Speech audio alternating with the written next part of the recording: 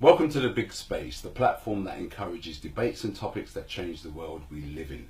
And today I'm joined by Dean Okai, who is, in my opinion, one of the most established, not only parents that I know, but also an entrepreneur. And so because we're talking today about parents, about fathers being in their children's lives, I decided to ask Dean onto the show to come up with some solutions and maybe some tips to offer fathers who are not in their children's lives.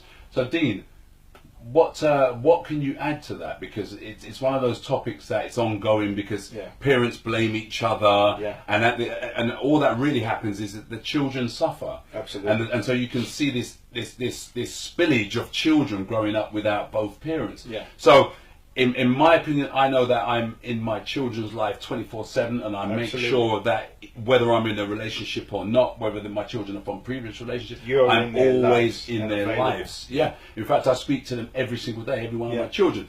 So it's kind of a dark area for me when I hear of these parents that don't engage with their children. Yeah. And because I know there are a lot of excuses, and so that's why I've kind of asked you on, because I consider you, because I don't want to be biased about it, but I consider you one of the most knowledgeable people, and in fact one of the most knowledgeable parents that I know. So I've asked you on there to just try and break that down as to why that might be happening. It's funny, I had a customer in my shop. He bought two suits on Monday and he came to collect them yesterday, Tuesday. And I'd come back from the barber shop and he'd been talking to my brother in the shop about not seeing his children for 20 odd years. One of his children came to see him and he turned them away. Yeah. And he said that they'd had mental health, and the woman mash up my children, so why should I deal with a child? And the woman mash up everything. And I said, but your child has come to you, because regardless of what interference that woman had played, I said, your child needs you as a father, and you're getting another opportunity at that. And he said, no, but the woman mash up their head and poison them. I said, look. So then he started to go into his experiences. Yeah. Now, it was a very Jamaican thing, as he explained it, that his mum had wanted to be with his dad. Okay, yeah. His dad didn't want to be with his mum, gone and started another family, and been out of doors, and the woman used him and his sibling against the dad and kept him away as a punishment. So he said when he was looking at her in the old people's home, as she was close to the end, she'd just stare at him. And I said, she's not staring at you, she's staring at your old man.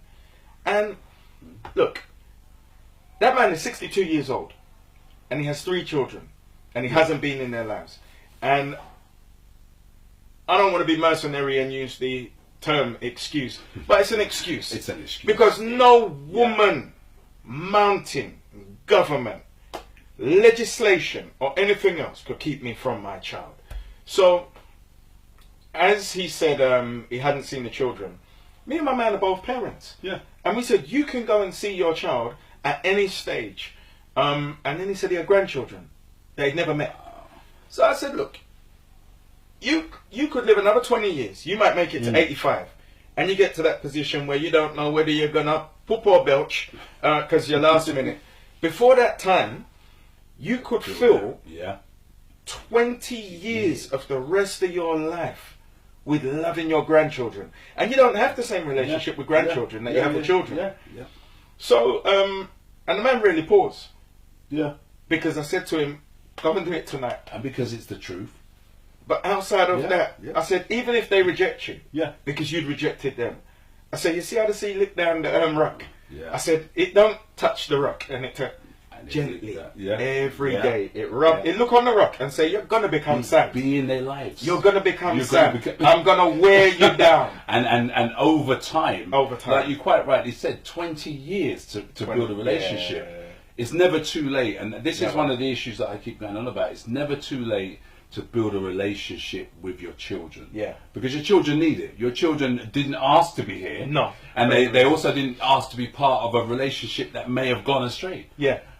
What they do ask is that you interact with them. Yeah. What they do ask is that you are part of their lives. And there's so many stories that we're reading now, and we're hearing about all these killings on the streets and young people joining gangs. Yeah.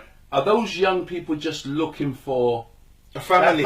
They're just looking for a family. I can say it. Yeah. When I used to move with a set of guys in Peckham, it was because my mum worked.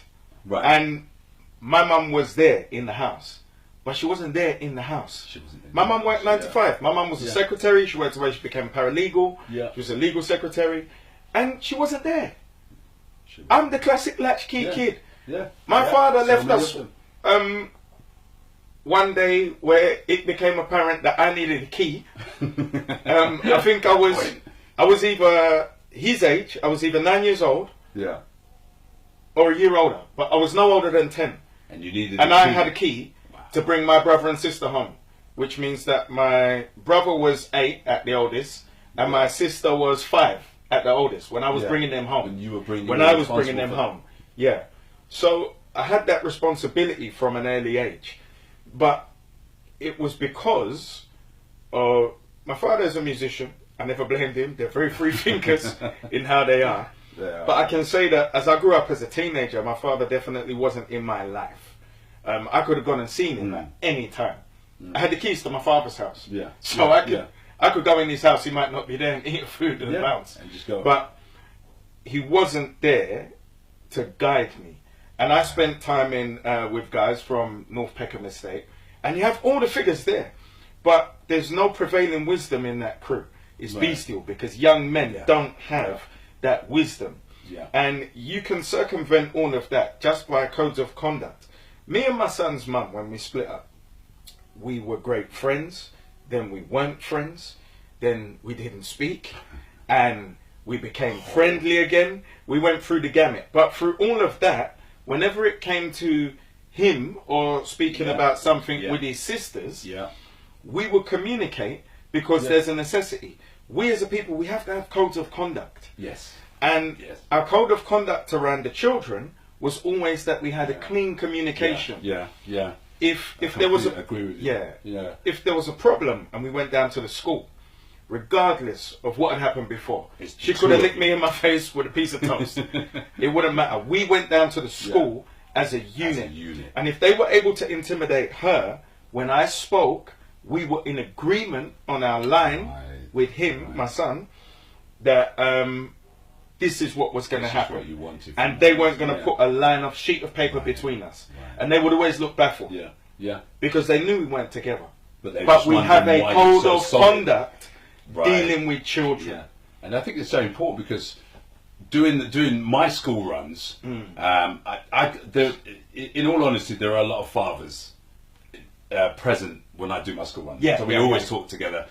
We always talk about the children, and there are some that are single. Yeah. And those ones that are single, you can really tell there is you can tell Yeah, something's yeah. wrong, and you can also tell something's wrong with the children. Yeah. If that does that Yeah, make yeah, sense? You just know that they're not together, and so you see these children walking around and they're angry Yeah.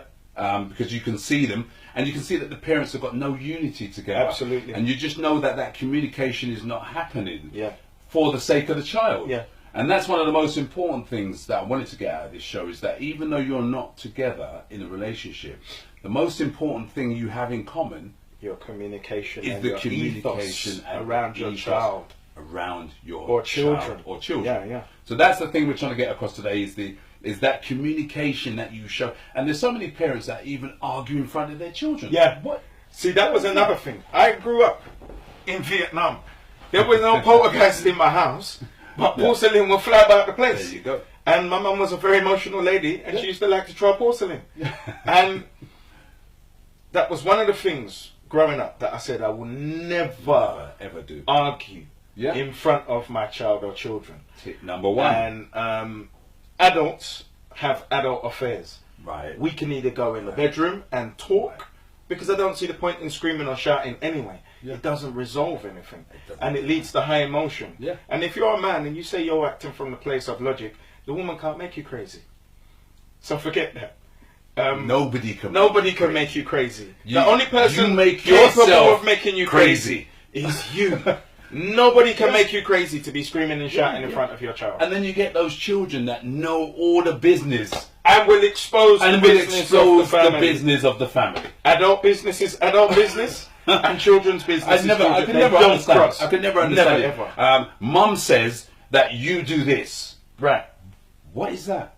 Mum says that you do this. You see, this is where it's going wrong. And then you get in There you that go. tit for tat. You're getting tit And for tat. no time. No time. No time. No time. No time. So anyway, so what advice could you give to somebody in that situation right now? Just for the viewers right now, what quick tip could you leave them with? That could, this whole problem of communications, Yeah. it's way too much talk about it. You mentioned excuses. Yeah. I love that because It's most of it, excuses. it's an excuse. No, it's all believe me. excuses. All excuses. All Look, excuses. As a man, you're supposed to sharpen your pencil at all stages. You're never supposed to want to remain where you are. And if you sharpen your pencil, then you're going to keep certain peers around you. Yeah. If you keep bums around you and you're having these debilitative conversations about relationships Yeah. and women and placing blame, then that is where you're going to go. That's where you're gonna go. If you're placing yourself around peers that you see doing particular things that you aspire to do. Before I was a parent, I would observe my good friends who are great parents Yeah. performing their role. Yeah. I got a friend, his name is Nadim Franson. His son would be screaming because he'd hurt his leg. Yeah. And he'd pick him up in the air. Let me see your war wounds. I want to kiss your war wounds. And his word stops. Dad, look. He said, have you got any more? He said, I've got another one there. And he was a great dad. And I would take that from him. And I would take all those invest that in elements your own children. because I always wanted Yeah, to sharpen yeah. my pencil. Yeah, yeah. And my son is testimony because he did it. And I'd say the same thing. Yeah. I So- do that with my children. It's- If- yeah. We are the company we keep. Yes. And if you want to move in a lazy man circle, that's your choice. But don't move in a lazy man circle and profess to be a man who does things. Don't move in a lazy man circle and then talk about communication and how you're correct and the woman is wrong, but there was screaming. There's never any need for screaming because we're adults and we have reasoned relationships. So extrapolate yourself from the situation, breathe, bite your tongue, and let somebody be as crazy as they like, and then identify to them that it doesn't work because you're a man. Again, speechless. What can I add to that apart from the fact that there is no excuse in life? There's no Get on with excuse. it. Be that parent that your child needs. Support your children. There's nothing wrong with that. Don't let it be about money. Don't let it be about the fact that It's not about there's a any new of that. partner or even a new family. Be the parent that you set out to be. Don't be a pencil sharpener without using the lead. And take your ego out of the equation.